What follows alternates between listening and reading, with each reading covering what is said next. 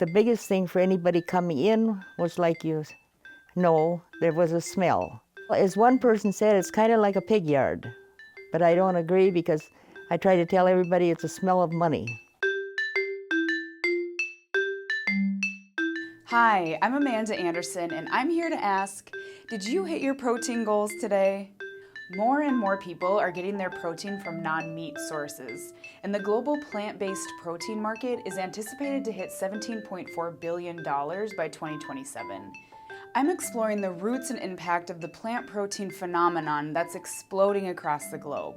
And a key part of that is playing out right here. Dawson, Minnesota is an agricultural town located in rural southwest Minnesota, population about 1,500. And it's mostly soybeans and corn. And there's a lot of corn plants in the area also producing ethanol. And it's pretty open country. So the wind blows around pretty good, and we get some snow that blows around occasionally, gets pretty deep. Occasionally. Ha!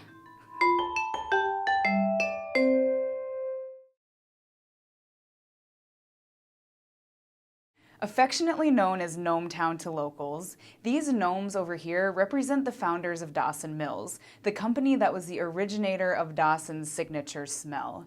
There is a hint of money, but the main smell, it's soybeans. You see, Dawson, Minnesota has played an important role in plant processing and in the development of plant-based proteins, which, as you may know, are having a moment. Plant-based meat, or fake meat as some might call it, is wildly popular. So good. So let's work through how we got to here. Nadia Berenstein is a historian of food technology. So vegetarianism and diets that avoid flesh or certain kinds of meat have been around since antiquity. And there's a lot of reasons for vegetarian diets: spiritual, ethical, religious, concerns about health that have existed through history.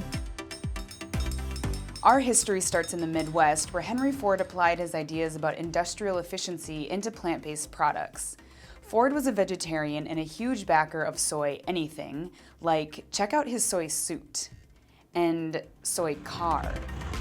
He worked with George Washington Carver to develop industrial applications of organic materials, a study that was referred to as chemergy. Carver also promoted soybean products as food for humans, not just for animals, an idea that Ford shared. Applying his industrial efficiency ideology, Ford was like, if cows are making milk from eating soy meal, why not just skip the cow and get milk from plants? In the 1940s, Ford's food scientist Robert Boyer developed a way to make a fiber-spun soy product that was initially used for textile fibers, like the suit.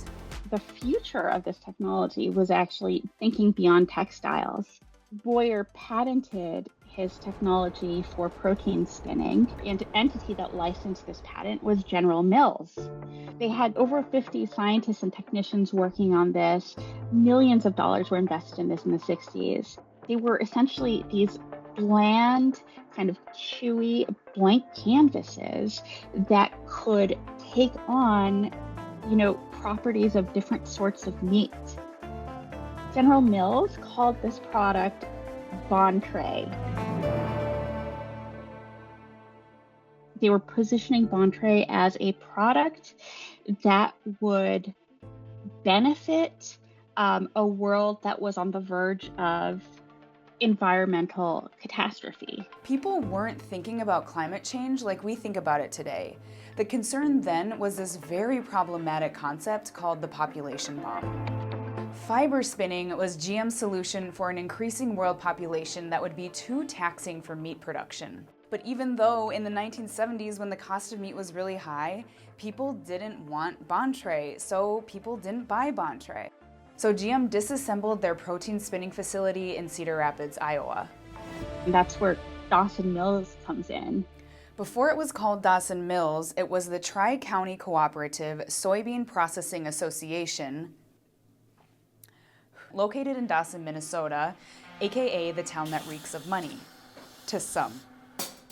In October of 1950, 4 forward-thinking business people in town started talking about the business potential of soybean processing. They met for coffee in the local cafe and decided maybe they should look into establish some kind of a processing plant here. this brain trust studied soybean processing and in 1951 opened the Tri-County Cooperative Soybean Processing Association. It was fraught with challenges all the way through. From too much rain to financial instability, the plant experienced a number of growing pains, but the main complaint came from cows. The plant used an extraction process to separate out the soybean oil. Once the oil was extracted, what was left was a soy meal cake that was mostly used for feeding cattle. That soy cake had a huge downside. It was killing the cows that ate it. The plant had to temporarily shut down while it fixed the problem and reopened in 1953. In the late 50s, things pick up and soybeans take off. Dawson started a Soybean Days festival in 1959. This pancake flipping contraption was arguably as hot as the pancakes themselves. That was a big event in Dawson when they made the pancakes using soy batter. The grills had 8 different plates on them, like a carousel. The first one would put the batter on and it would go around and they would flip them as they went. And it brought in people from all over the state to see this. Bernice worked her way into the trade room where they would buy and sell soybeans. That's her right there. So it looks like it's a room full of men and you.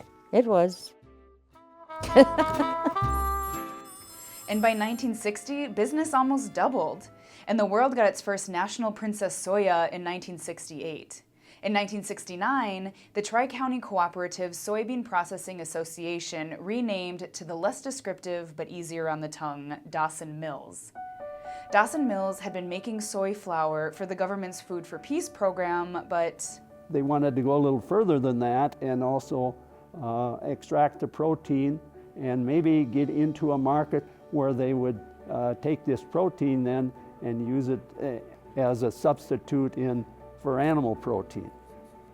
I don't know of anything else, anybody else that was doing isolating proteins other than whatever General Mills was doing. And Dawson Mills bought that plant equipment from them. Dawson Mills also bought the rights from General Mills for Bontre. We all know Bontre now. In the heart of soybean country, Dawson Mills thought they could do what General Mills couldn't: market the meatless meat. This meant a bigger plant. Dawson Mills was located in the heart of town and expansion was nearly impossible. So they headed east, like 2.5 miles east. That was a sketch of the plans. So this would have been 1970s. 1977. Obviously, look at those pants. Yeah. It was supposed to cost like $12.5 million to build it, and it got $20 million plus. So it was a very difficult start. And I mean, there was a lot of talk about plant-based protein back in those days. They must have saw this coming and thought it's worth the try, risk and reward. But they stuck with it, trying to market what they were calling Anaprime, fiber-spun protein that had chicken, beef, and ham flavors. The ham and the chicken was pretty good. It worked great in salads. The beef was a little, maybe if you used it, I'm not sure what. That's his Minnesota nice way of saying people didn't like it. Again. So Dawson Mills found itself in a General Mills situation. Their $20 million building wasn't producing a product that people wanted in 1979, or even knew how to use, it seemed to Bernice. We thought we're really going to be doing something here and expanding and be helping the farmers out. And I think maybe if we could have exposed people more to how to use it and what was really involved, it would have been better, but that's hindsight. You just don't know.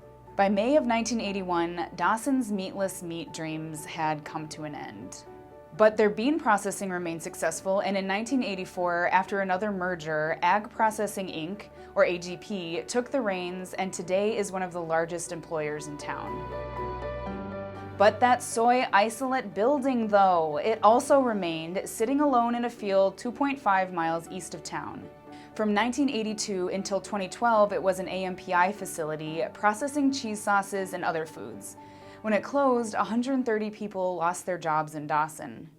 But what's old is new again. If you haven't yet heard of Purus, you will. Our company is known for pea protein. The ag tech company based in Minneapolis and run by a brother-sister duo was just named by Fast Company as one of the world's most innovative companies of 2021.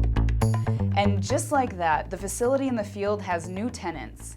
And wouldn't you know, with the company that manufactures plant-based pea protein, Purus. Had it not been for the foresight of a few local people trying to think differently about plant proteins, or really how they could get more value out of their soybeans, Purus wouldn't have a facility to move into. It's almost like Thomas Edison. He tried the filaments in the bulbs probably 400 times before he got what would work. The vegetable protein, I think it's something that's up and coming. And when you're thinking about farmers, you're going to be, are you yip yip hooray for the ones producing the vegetable protein, or are you yip yip hooray for the ones that are producing the animal protein? How will the rise of plant proteins fit into our current agricultural, cultural, and dietary landscape? Do you have to be yip yip hooray for one or the other, or is coexistence a possibility? I don't know if we're ever going to convert totally to plant-based protein and get rid of our animals. I'm thinking that's going to be a long, long time away. Would you consider doing Meatless Monday? I'd have to think about it. I could try it.